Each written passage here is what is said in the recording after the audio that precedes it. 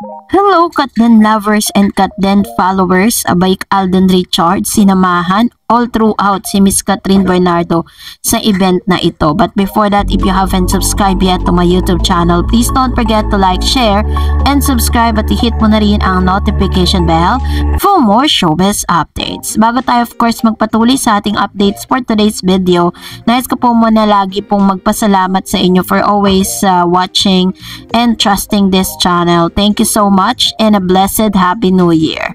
So this time, let's talk about this one dahil napag-uusapan na naman po yung pangalan ni Miss Catherine Bernardo at dinadrag po siya sa isang issue kung saan ikinakabit yung pangalan niya sa kapatid naman ngayon ni Daniel, kung saan ipinost po ito sa social media at tila baga may picture po itong si Mags Ford na kapatid po ni Mr. Daniel Padilla Ford na ito po ay nagkomento daw di umano itong si Miss Catherine Bernardo sa post na ito.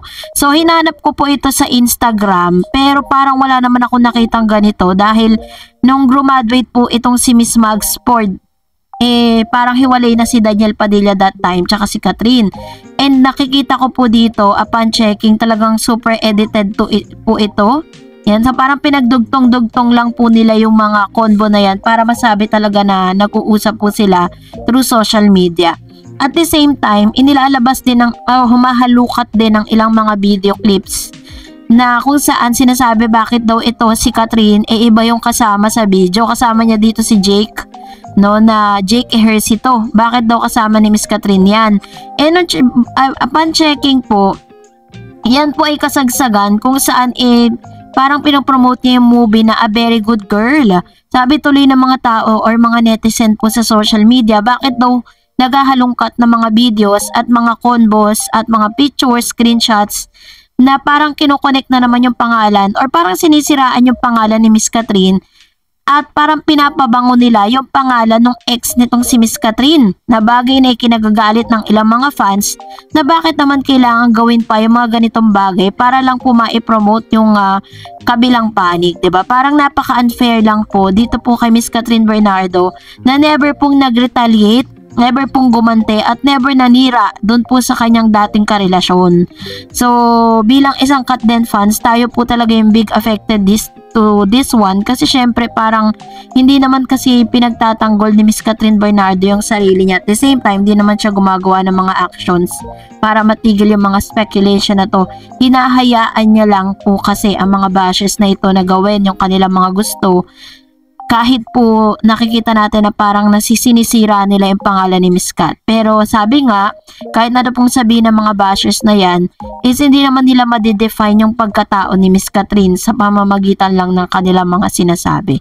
Pero ito naman yung isa sa mga good thing na naganap, ano? Kasi parang nagtataka tayo bakit pagkatapos ng event na ito, ngayon lang po naglalabasan yung mga resibo. Maybe because ito po yung mga pambasag dun po sa mga sumisira sa samahan ni Catherine at Alden Richards. During that time po pala na siya po ay nagkaroon ng interview sa GMA7 na doon pala itong si Mr. Alden Richards para alalayan siya. All throughout, habang siya ay ini-interview ni Tito Boy, nandun si Mr. Alden Richards sa audience side at nanonood kay Miss Catherine habang sinasabi ni Miss Catherine Bernardo that she's ready to fall in love again. Diba? Napaka-supportive talaga ni Tisoy sa mga panahon na yan, sa nakita. Ngayon lang po yan lumalabas sa social media sa X. Nandun pala si Alden Richards. Sinalubong niya kasi si Catherine Bernardo dyan pero hindi natin alam na doon pala sa interview kasama rin siya kasi kasabay na rin niya na nagkaroon sila ng taping doon po sa Family Feud if you remember. So parang isang puntahan lang ni Miss Cat, lahat po yan tinuhog niya yung schedule na yan para matapos yung mga tapings na yan. So nakakatuwa lang kasi binalabas nila to unti-unti para po talagang hindi man natin sila makita together but still meron pa rin po mga ganitong klase ng video na nagpapatunay at legit galing sa mga source na talagang very supportive ever si Mr. Alden Richards ito kay Catherine Bernardo. Ganito niya po alagaan at itrato ang isang Catherine. So, alam ko po na miss nyo na sila dahil sobrang soon magkakasama na rin po sila together. And for that, mag-react tayo sa mga reaksyon at komento po ninyo sa social media or sa ating pong latest updates. Magbabasa tayo and magre-react tayo. Sabi po ng unang komento, sabi ni Ma'am Raquel, cheater si Alden, nakaharap sa camera, dapat patago kung talagang nag-cheat si Alden kay Catherine. Kawawa naman si Alden, hinusgahan agad, wala naman talaga siya sa sila ni Sanya, kaya tama lang na i-private na lang ni Alden at Catherine kung ano man ang meron sila. Kasi wawasakin lang sila ng social media. Tama rin ang sinabi ni Alden na ang social media ay ugat ng mga nagmamarunong at nagmapanghusgang mga tao. At ang social media ay ugat sa mga fans na madaling maniwala at mauto ang social media. Ay ugat ng kasinungalingan. Tama po, 'di ba? Kaya po talagang sabi ni Alden Richards, doon po sa kanyang interview, 'di ba, nung tinanong po siya patungkol sa kanilang dalawa ni Miss Kat, anong sabi niya? What you see is what you get. So, yung mga ganitong bagay ay hindi na po yan ina-announce sa social media or sa public. Mas gugustuhin po niya na maging privado kung ano man yung meron po sila ngayon ni Miss Catherine. And sabi pa ni Miss Marisa Puwa, magulo kasi yung kung sincere ba si Alden kay Kat or not kasi after HLA hindi na sila nakikita together. Yung bang artista kahit walang movie kapag at least in dating status sila, nakikita sila na lumalabas together tulad ni Dominic, Sue, Elijah, Miles, and others. After Dubai, hindi na nakikita ang Kat din together. Sana kung talagang gusto ni Alden si Kat, ay pakita niya, lalo na ngayon si Sanya ay patay na patay sa kanya. So, ito naman yung kanyang komento at kanyang opinion patungkol dito, no? So, ang gusto naman niya, magaya, no? Kasi may kanya-kanya kasi silang strategy or kanya-kanya silang way kung paano nila ipapakita at kung paano po nila isa sa publiko kung anong meron sila, 'di ba? So, katulad ng sinabi ko po kanina, is decision po nila 'yan at meron po silang sariling desisyon kung paano po nila ipo-portray or ilalabas yung tunay na estado ng kanilang relasyon. 'Di ba nga lagi ko pong sinasite po dito si Coco Martin and Miss Julia Montes. Nagkaanak na sila't lahat-lahat, hindi pa rin nila sinasabi sa public kasi ayaw nilang na pati po yung privacy nila ma-invade ng publiko. So, yun po yung isa sa mga biggest reason.